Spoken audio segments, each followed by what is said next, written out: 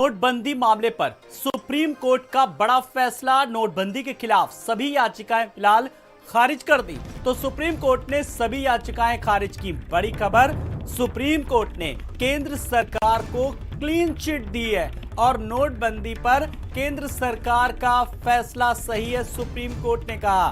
तो आर्थिक फैसले को पलटा नहीं जा सकता, सुप्रीम कोर्ट ने कहा नोटबंदी को लेकर के।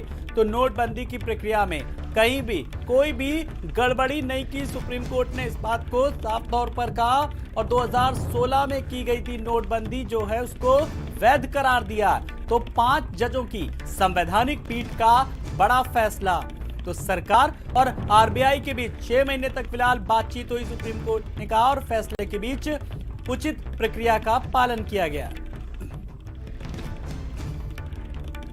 तो नोटबंदी के खिलाफ सुप्रीम कोर्ट में दाखिल सभी याचिकाएं फिलहाल खारिज हुई। अब उन लोगों के लिए भी एक मुंहतोड़ जवाब जो नोटबंदी को लेकर के लगातार सरकार के, केंद्र सरकार के इस फैसले को लेकर के सवाल उठा रहे थे।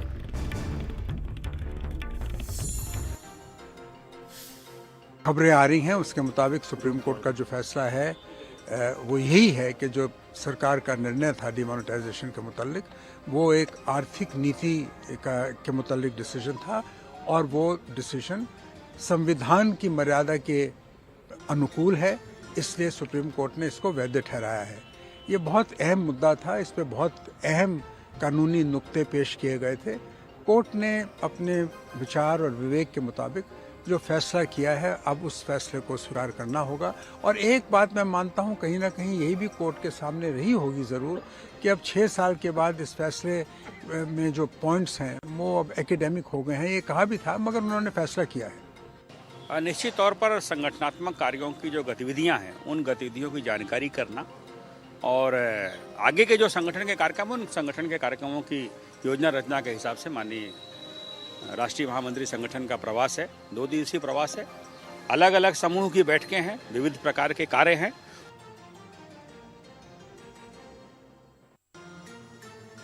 फिलहाल वो सही है, याचिकाएं जो है वो खारिज हो गई हैं।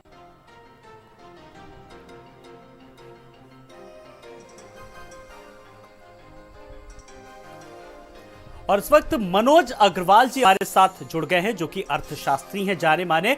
उनसे कुछ चीजों को समझेंगे। मनोज जी नमस्कार, बहुत बहुत आपका स्वागत है। जिस तरीके से याचिकाएं दायर की गई थी, नोटबंदी को लेकर के फैसला सुरक्षित रख लिया गया है। अब तमाम सारी याचिकाएं जो है वो खारिज कर दी गई हैं और केंद्र सरकार के फैसले को सही ठहराया है। मैं जरा इस पर आपकी टिप्पणी चाहूंगा और आपसे समझना चाहूंगा बड़ी आसान सी भाषा में। देखिए आलोक जी, इसमें मुद्दा 3 स्तर पर इस चीज को लड़ा गया।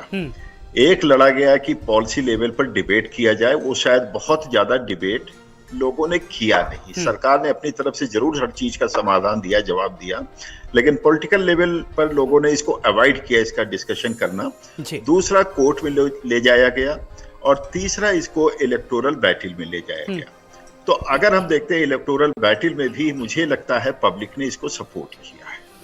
और दूसरा अगर हम देखते हैं कि किस प्रकार से इस नोटबंदी का असर आया आर्थिक रूप पर, तो निश्चित तौर पर प्रक्रियाएं पूरी हुई, इसको सुप्रीम कोर्ट ने माना है। और सुप्रीम कोर्ट ने सारी जितनी तरह के बिंदु थे उसमें जो कोर्ट के हिसाब से था टेकअप करना, उन सारे इश्यूज को उन्होंने टेकअप किया। और उन इश्यूज को जो डिस्कस किया वो ये पाया है कि ये ठीक है। लेकिन अब मैं बताता हूं कि इसके आर्थिक क्या इम्प्लीकेशन रहे हैं। किसी भी बड़े झटके को जीएसटी लगा या किसी प्रकार से इकोनॉमिक रिफॉर्म से 91 में लगाया गया था बृहत स्तर पर, तो इनिशियल स्टेज पर वो डाउन जाती है इकोनॉमी। ये उस समय भी हुआ, क्योंकि कोई भी स्थापित व्यवस्था में परिवर्तन करके कुछ करना चाहेंगे तो एक बार झटका लगता है, डाउन आता है। जैसे घर भी आप बनाते हैं तो कभी कभी ये होता है कि आपको एक कमरे में सिमटना पड़ता है ताकि और ऊपर एक्सपेंड हो जाए। तो उस समय लगता है घर बनवाने का क्या फायदा, क्योंकि हम तो छोटे में रह गए। ऐसा नहीं होता, दूरगामी परिणाम देखने चाहिए। नोटबंदी का भी वो हुआ। आप अगर गौर करिए, मैं पीछे की बातों में नहीं जा रहा हूं, 16 से 22 6 वर्ष से ऊपर की अवधि हो गई। इस दौरान आप देखें काउंटरफीट यानी कि नकली नोटों का जो माया जाल था ना के बराबर है। मैं शून्य नहीं कह रहा हूं, लेकिन ना के बराबर है। दूसरा, डिजिटल लेवल पर जिस प्रकार से पेमेंट बढ़ा, उसने अर्थव्यवस्था की गति को बढ़ाया है। कोरोना काल में यही डिजिटल अर्थव्यवस्था पूरी तरह से काम आई और उसका लाभ ये हुआ कि हमारी इकोनॉमी बाउंस बैक की है।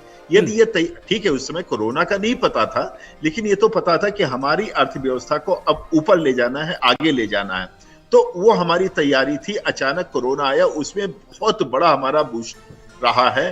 और जिस प्रकार से आज ट्रांजैक्शन हो रहे हैं, जीरो कॉस्ट पर ट्रांजैक्शन हो रहे हैं, प्रधानमंत्री किसान निधि सम्मान निधि दी जा रही है, जी। तो आप देखो उसमें 1 रुपए का भी हेरा फेरी, किसी प्रकार की दलाली नहीं हो सकती। फिर अगर हम आते हैं कि इसी का फायदा लेकर के अर्थव्यवस्था को और गति दी गई है। अभी डिजिटल करेंसी लॉन्च किया है 1 महीना पहले रिजर्व बैंक ने। तो डिजिटल करेंसी क्यों लॉन्च हुआ? क्योंकि हमारे एक डिजिटल मोड में प्रशासन भी, अर्थव्यवस्था भी बहुत तेजी से आगे बढ़ी है। उसका परिणाम यह है कि हमारी अर्थव्यवस्था आज सबसे तेजी से बढ़ती हुई अर्थव्यवस्था। इसी का एक परिणाम यह है कि 31 दिसंबर को, जैसे मान लीजिए कि महीना खत्म हुआ और 31 दिसंबर की रात को 12 बजे के बाद तुरंत आ जाता है कि पूरे भारत में जीएसटी का कलेक्शन क्यों हुआ। तो टैक्स का भी मोबिलाइजेशन आसान हुआ। सारी अर्थव्यवस्था, कैश अर्थव्यवस्था कभी किसी जमाने में बहुत अच्छी हुआ करती थी, लेकिन आज के दिन पूरी तरह से उस पर निर्भरता भ्रष्टाचार को बढ़ाता है। गलत जो है तो उसकी परंपराएं पड़ती हैं और अर्थव्यवस्था की जो सुस्ती रहती है उसको दूर करने में दिक्कत आती है। तो गति मिलती है। आपने यहां से पैसा ट्रांसफर किया, कहीं पर भी हमारा आपका बच्चा बैठा हो, उसको तुरंत पैसा मिल गया। पहले क्या होता था, बहुत तरह की दिक्कतें आती थी। आज अगर मान लीजिए किसी को, बच्चे को अप्लाई करना है, ऑनलाइन कर रहा है, अब ये नहीं कि पहले ड्राफ्ट बनवाए, तो तमाम तरह की जो डिजिटल करेंसी तक हम लोग पहुंच गए हैं। और जो विश्व की बड़ी अर्थव्यवस्थाओं ने भी अभी डिजिटल करेंसी नहीं दिया है। ये सारी प्रक्रियाओं का एक अंग है नोटबंदी। नोटबंदी ऐसा नहीं कि एक अंतिम पड़ाव था, लेकिन नोटबंदी एक बहुत बड़ी योजना थी जो हमारे पूरी डिजिटल इकोनॉमी की तरफ काम कर रही थी। मुझे लगता है कि उस पर सुप्रीम कोर्ट ने भी अपनी मुहर लगाई है, कानूनी दांव पेच भी हुए हैं और ये भी देखा गया है कि किस प्रकार से रिजर्व बैंक ने इसमें सहयोग किया, प्रक्रिया पूरी। मुझे लगता है कि अब भारत में एक ये इशू सेटल हो चुका है। जी बिल्कुल, आपने भी सर कहा मनोज जी कि पारदर्शिता बढ़ी है और डिजिटल करेंसी को लेकर के लगातार किस तरीके से जो ट्रांजैक्शन हुआ है और उससे एक जो अर्थव्यवस्था है, जो हमारी अर्थव्यवस्था अगर हम बात करें तो भारत की अब तीसरे नंबर पर आ गई है, आने वाले समय के लिए एक अच्छे संकेत हैं। और इस बात से मनोज जी एक सवाल का जवाब और चाहूंगा इसी के साथ साथ कि कोर्ट ने तो आज मोहर लगाई है, लेकिन जब ये नोटबंदी का फैसला आया था, जब उसके बाद जनता ने तो पहले ही मोहर लगा दी थी। कोर्ट का आज फैसला आया, कहीं ना कहीं कह सकते हैं।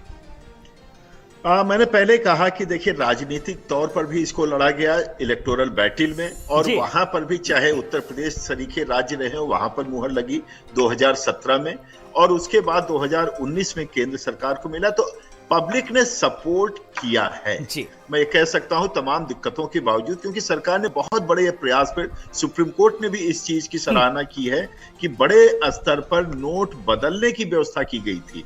और ठीक है, इसे बहुत से लोग चपेट में आए जिन्होंने गलत काम किया था, वो एक अलग बिंदु, उनके लिए कोई सहानुभूति नहीं है, लेकिन निश्चित तौर पर थोड़ी असुविधा हुई है।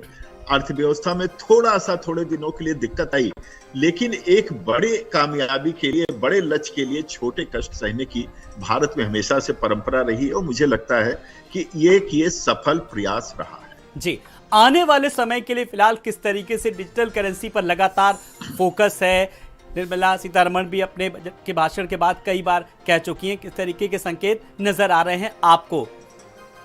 देखिए, जिस प्रकार से भारत आज विश्व की 5वीं सबसे बड़ी अर्थव्यवस्था बन गई है 2022 में, और तीसरी सबसे बड़ी अर्थव्यवस्था बनने की ओर तेजी से बढ़ रही, सबसे तेजी से बढ़ती हुई भारत की अर्थव्यवस्था है। चीन का जो विकास दर है भारत के आधे से कम रह गया है। तो ऐसे में भारत ने जो अपनी डिजिटल करेंसी लॉन्च की और जो डिजिटल ट्रांजैक्शन से हमारा तेजी से बढ़ा है, ये हमको अपनी करेंसी को, ठीक है डॉलर बहुत बड़ी करेंसी है वर्ल्ड की, लेकिन हम कहीं ना कहीं इंटरनेशनल लेवल पर अपनी करेंसी को ले जा रहे हैं, क्योंकि ट्रांजैक्शन क्विक है, स्मूथ है, ट्रांसपेरेंट है, और विश्व की बढ़ती अर्थव्यवस्थाओं को यही चाहिए। और भारत उस जो आवश्यकता है उसकी पूर्ति करने के लिए डिजिटल करेंसी लाया है। मुझे लगता है कि हमको अर्थशास्त्र में इसको एक व्यापकता में देखना चाहिए। नोटबंदी को एक छोटा पहलू हो सकता है कि एक अलग डिबेट के लिए हो, नॉन इकोनॉमिक पर्पज से, लेकिन आर्थिक दृष्टिकोण से अगर हम देखते हैं तो बहुत बड़े लक्ष्य की ओर उठाया गया एक बड़ा कदम है। चलिए, बहुत बहुत शुक्रिया मनोज अग्रवाल जी हमसे बात करने के लिए।